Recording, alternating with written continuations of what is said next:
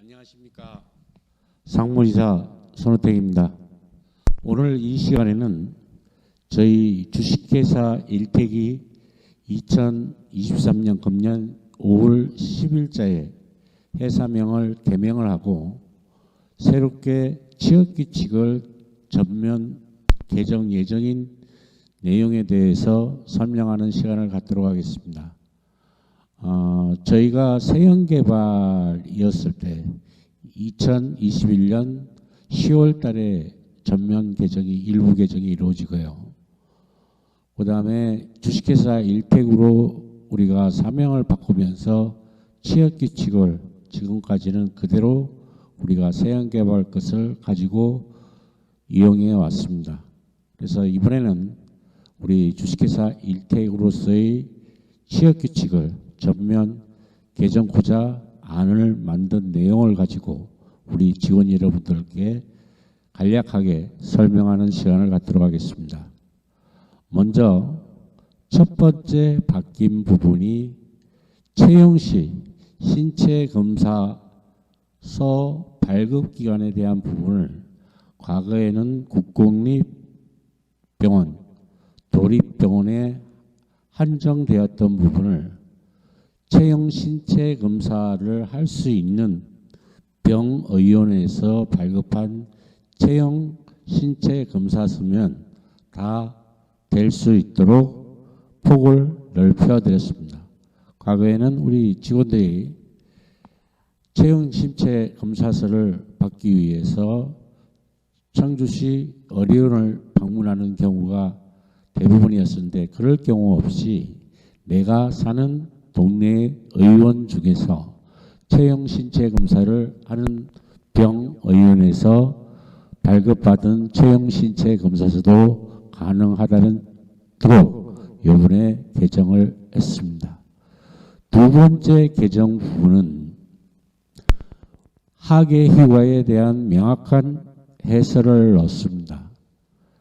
지금까지는 하계휴가를 언제 사용하고 언제를 기준으로 우리가 입사 연도를 판단할 것인지에 대한 부분이 명확히 취업규칙에 설명이 되어 있지 않았습니다. 그래서 기본 취업규칙에서는 하계휴가를 매년 7월 기준으로 입사 1년이 이상 된 직원이 하계휴가를 유급휴가로 4일을 사용할 수 있고 이 4일을 사용하는 사용기간도 7, 8월 중에 사용을 하도록 명시를 했습니다. 그리고 부득이 단지별 사정에 의해서 7, 8월 중에 사용을 하지 못한 직원은 본사의 승인을 받아서 9월에도 사용 가능토록 개정을 했습니다. 세 번째 개정 부분은 경조휴가 부분입니다. 경조휴가 부분에서 바뀐 부분은 내가 경조휴가를 받았을 때 중간에 휴무일이 포함되었을 때 그것을 제외하느냐 포함시키느냐가 애매모호해서 각 단지별로 해석하는 기준이 달랐습니다. 그래서 지금 개정되는 취업규칙에서는 휴무일이 중간에 끼었을 경우에는 휴무일을 포함해서 경조휴가를 선정하도록 그렇게 개정이 됐습니다. 예를 들어서 부모님 상이 5일인데 목요일 날 돌아가셨습니다.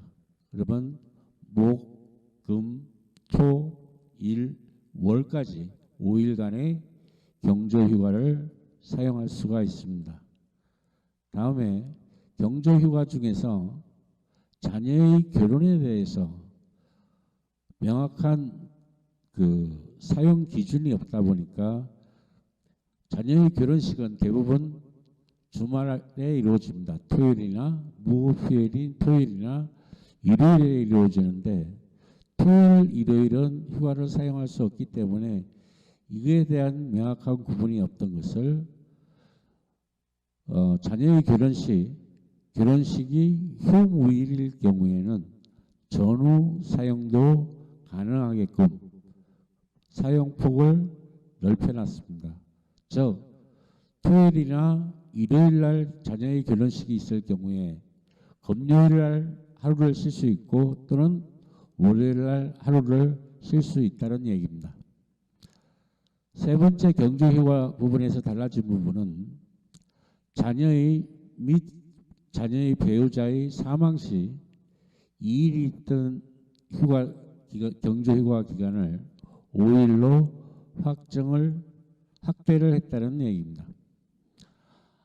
다섯 번째 개정된 부분의 주요 내용은 정년은 65세로 그대로 가고 촉탁 정년을 확대했습니다.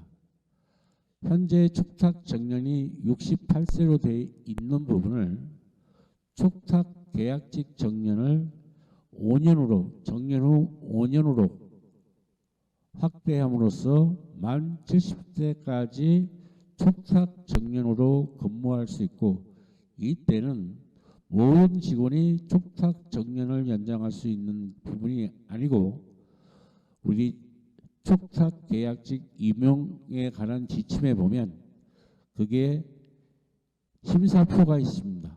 그 심사표에서 80점 이상을 얻은 직원 중 건강 상태가 양호한 직원에 대해서 최대 5년을 더 근무하도록 촉탁 정년을 확대했다는 점. 이 심사는 소장은 본사 인사위원회에서 평가를 하고 소장 외 직원에 대해서는 해당 단지 소장이 평가를 해서 인사위원회로 송부토록 그렇게 개정이 될 예정입니다. 두 번째, 촉탁이 정년이 되고도 너무 회사에 기여한 공로가 많고 그 다음에 능력이 뛰어난 직원들 중에서는 촉탁 정년을 넘어서 촉탁 재임용을 할 수 있는 길을 열어놨습니다. 그래서 촉탁 정년이 되고도 재임용할 수 있는 기간을 3년을 늘어났습니다. 3년을 늘려놨습니다. 즉 이 이야기는 촉탁 정년 70세, 촉탁 재임용 정년 73세가 된다는 얘기입니다. 이것도 마찬가지로 소장님들에 대한 평가는 우리 대표이사님의 추천서와 그 다음에 인사위원회에서 심사표에 따라서 80점 이상일 경우에 신체가 건강하고 할 경우에는 만 73세까지 근무할 수 있다는 얘기입니다. 이 평가는 매년 이루어집니다. 또 우리 직원들에 대한 평가는 해당 단지 관리소장이 특별 추천서와 심사표에 의해서 평가 점수가 80점 이상일 경우에 매년 평가해서 73세까지 일할 수 있도록 했습니다. 그래서 이렇게 개정이 됨에 따라서 현재 68세가 넘어서 일을 하고 계시는 우리 경비 미화원분들이 있을 수 있습니다.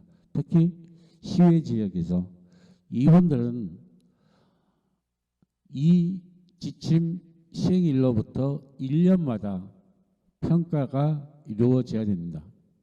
그 점 말씀드리고 여섯 번째로 우리 이번 취업규칙에서 개정된 부분은 지금 2년 사이에 노동관계법이 다 개정이 됐습니다. 그 부분이 반영이 됐고요. 일곱 번째로 좀 우리 아파트에서 아셔야 될 부분을 취업규칙상에 명문화시켰습니다. 그래서 특히 휴가나 교육을 가기 전에 5일 전에는 관리소장은 우리 본사 대표이사의 승인을 받도록 취업규칙에 명문화시켰고, 해당 단지의 직원들은 관리소장님들께 5일 전에, 휴가 5일 전에 반드시 승인을 받은 후에 휴가를 쓸 수 있도록 했습니다.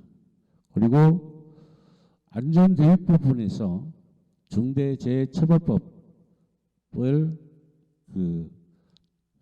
에 따른 재반 이행 상태를 우리가 점검토록 했고, 그것을 아까 말씀드린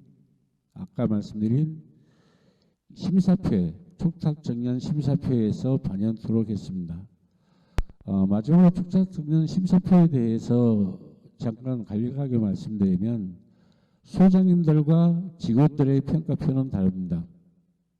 그리고 여기에 가점과 감점을 주도록 되어 있는데, 소장님들은 우리가 회사가 신규 단지를 또는 기존 단지를 타 회사가 하는 단지를 재수주하는 데 협조한 소장님들에 대해서는 한 개의 단지당 가점을, 시점을 부여토록 했고, 감점은 중대재해처벌법 이행도가 안 됐을 경우에 항목당 5점, 그 다음에 안전계획 이행 실패가 안 됐을 경우에도 특히 안전계획 중에서 안전모를 착용을 안 하고 직원들을 일을 시킨다든지, 또는 안전벨트를 착용을 하지 않고 일을 시키는 것이 우리 본사에서 방문시 지적이 됐을 때는 감점을 당하도록 되어 있습니다. 우리 직원들은 똑같이 재수주에 협조했을 때는 10점을 가점을 부여하고요. 안전 이행 실패를 우리 소장한테 지적을 당하게 되면 그때는 감점 5점입니다. 안전모 한 번 안 쓰고 작업하면 감점 5점입니다. 그렇게 두 번이면 10점이 되겠죠. 그래서 요즘 새널리 작업을 한다든지, 또는 옥상에 올라간다든지, 기계실에 들어간다든지, 전기실을 출입할 때는 반드시 안전모를 착용하고 작업을 해주시면 되겠습니다. 이번에 아마 끝으로 말씀을 드리면, 73세까지 일할 수 있는 길을 열어놓은 것은 우리 주식회사 일택이 주택관리업계에서 최초일 겁니다. 이번에 개정된 취업규칙의 해당 단지의 메일을 우리 홈페이지를 통해서 전달이 되면 해당 내용을 잘 읽어보시고 전 직원들이 의견 청취 및 동의에 참여를 해서 12월 1일자로 개정된 취업규칙이 이행되고 실시될 수 있도록 우리 직원 여러분들의 적극적인 참여를 부탁드립니다.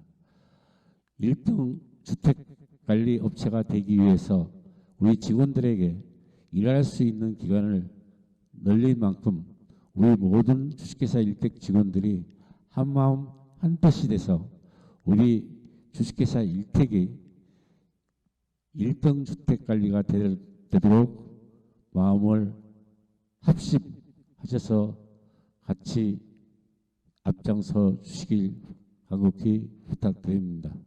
마치겠습니다. 감사합니다.